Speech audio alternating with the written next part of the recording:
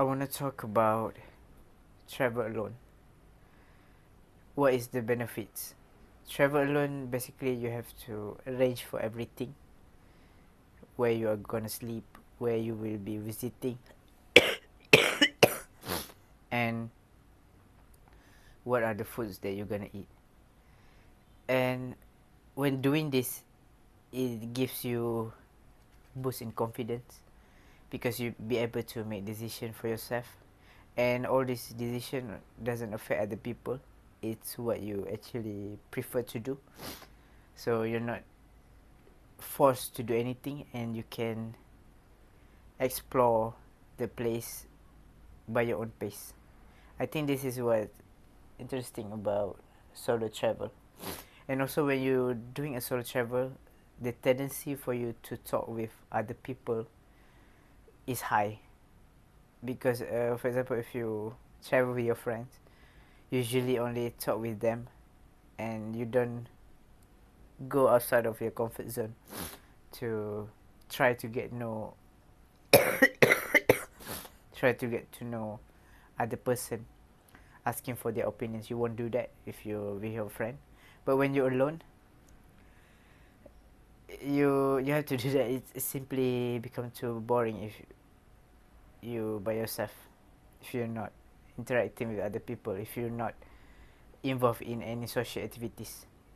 And that's also the thing. And finally, I think what's travel along can give to you in terms of benefit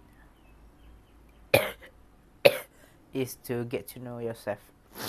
Because when you're sitting alone at other place that you're that far from your place, or it's not far, doesn't matter, it's not the place where you lived in, during your travel you can be with yourself, with your thoughts, and you can think deep on your life in general.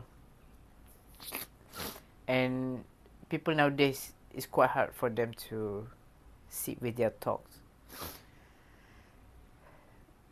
to think through of the things that they want to understand, the life philosophy.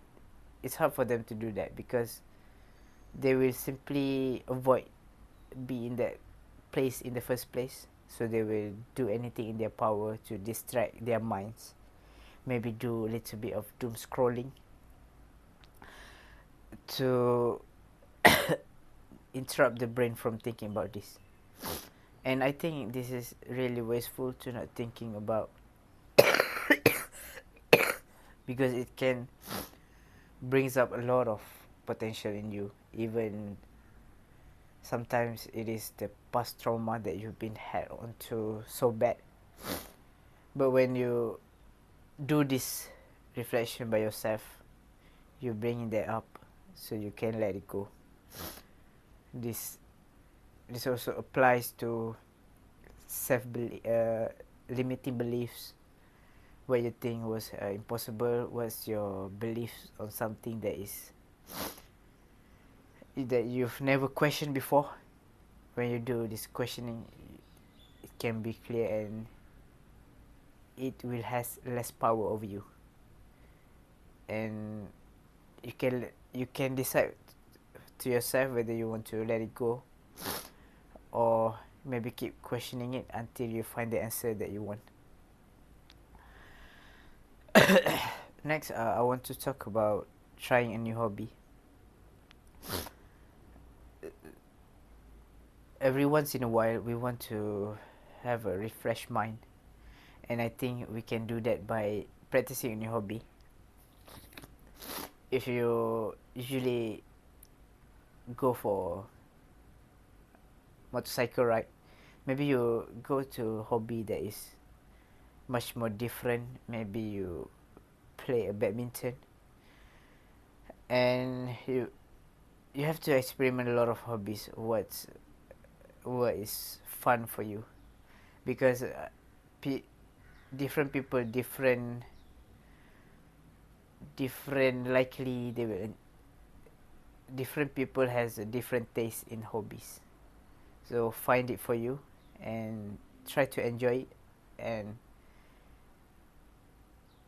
make a list for yourself to do at least 10 of new hobbies every year to try on, so you can explore by yourself.